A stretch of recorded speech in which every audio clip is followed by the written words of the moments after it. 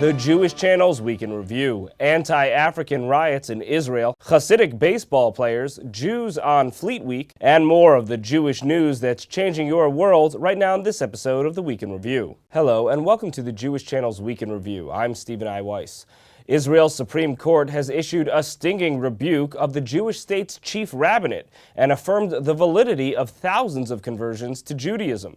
The status of converts to Judaism in Israel had been an open question in recent years, as an increasingly ultra-Orthodox attitude regarding conversions has taken hold within the office of the chief rabbinate. In many cases, the rabbinate has ruled invalid conversions that took place decades ago on the basis that those who converted no longer followed Orthodox interpretations of Jewish law and retroactively nullified marriages and the Jewish status of children as well.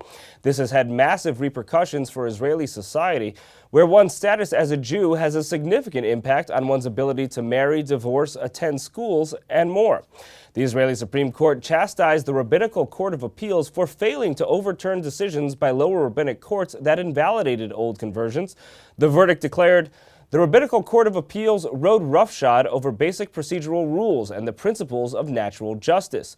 It demonstrated contempt for the special conversion courts, and above all, it hurt and did a shocking injustice to the petitioners and their children." In another example of Israeli government institutions changing the tone on religious recognition in Israel, the Attorney General has announced that the state will fund the salaries of non-Orthodox rabbis for small communities that want them.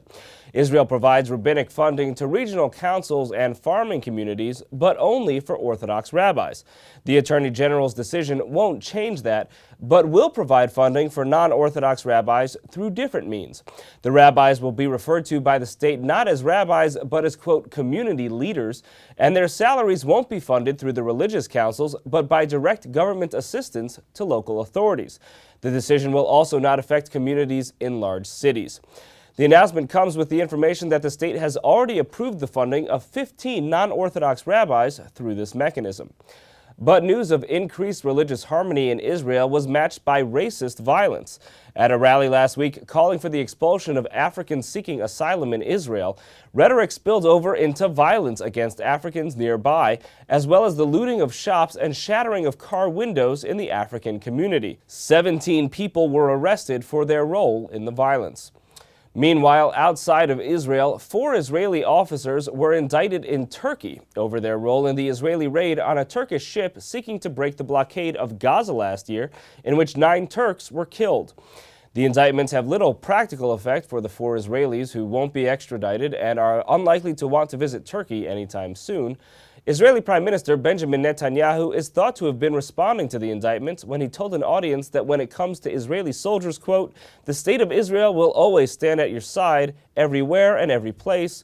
You defended us, we will defend you. That is an important rule." Jewish soldiers who had a better week were those Americans on leave during Fleet Week in New York City. Meredith Gansman reports.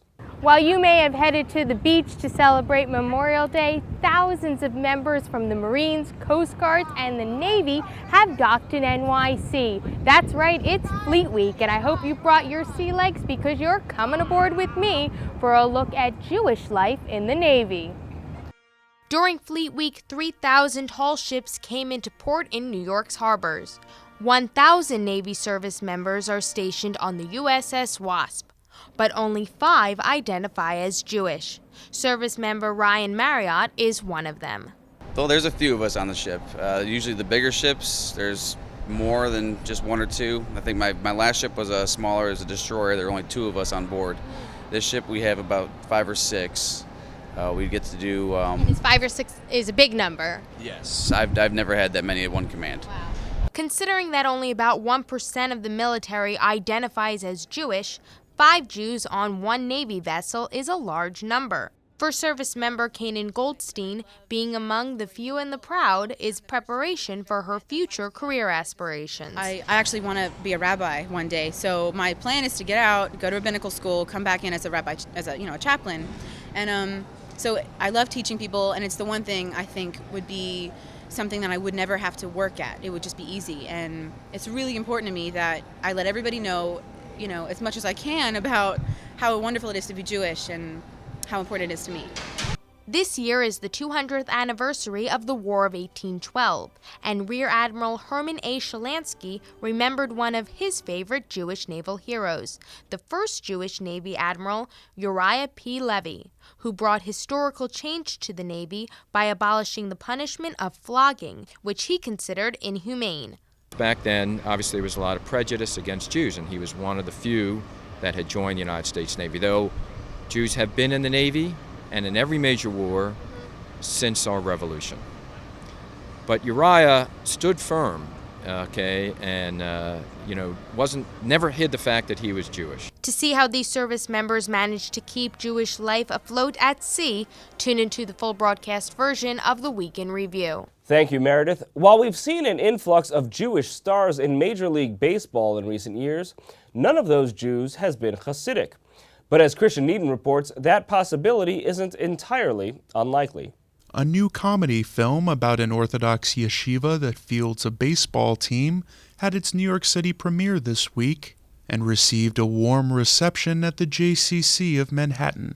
The Yankles is the creation of siblings and production partners David and Zev Brooks, who were on hand for the packed screening, and they told TJC how they came up with the idea for their film. We were sitting around Shabbos table eating our Shabbos lunch, and we thought of, I had thought of a camp counselor that I had as a kid named Yankles, and we wanted to make something involving baseball, and it suddenly just came to us, a yeshiva ball team called the Yankles. And we thought of the film The Chosen. The Chosen by Chaim Potok was adapted into a film, and the opening sequence there shows a yeshiva team coming out onto a blacktop around 1947, playing another Jewish high school kids. And the visual impact of seeing these yeshiva students with payas wearing black and white was just it was stunning. It was very entertaining. So we thought, what if we develop a movie with the yeshiva baseball team? And of course, calling it the Yankles was a natural fit. It fit perfect. And to us, we knew, that there hadn't been any baseball movies that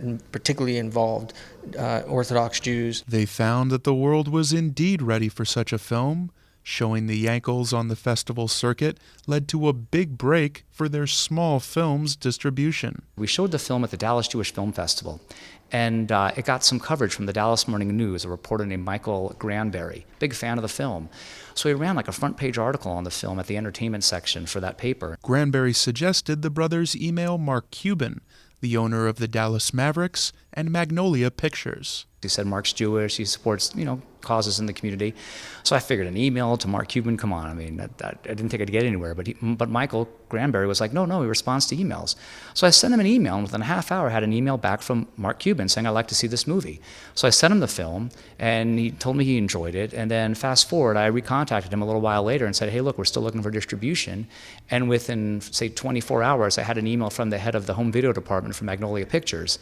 So we're very excited. We were able to work a deal with them, and they're releasing it on June 5th all over the home video market in the USA, Canada, and the Caribbean Basin. To hear more from the directing and producing brothers behind The Yankles ahead of its release on home video on June 5th, please tune into the full broadcast edition of The Week in Review. Thank you, Christian. That's all for this week from all of us here at the Jewish Channel. Be well. The Jewish Channel is available on cable. Time Warner Cable Channel 528, IO Optimum Channel 291, RCN Channel 268, Bright House Channel 330, Verizon Fios Channel 900, Cox Channel 1, Frontier Communications, and now on Comcast Cable in the on-demand menu under Premium Channels. For more information, visit tjctv.com.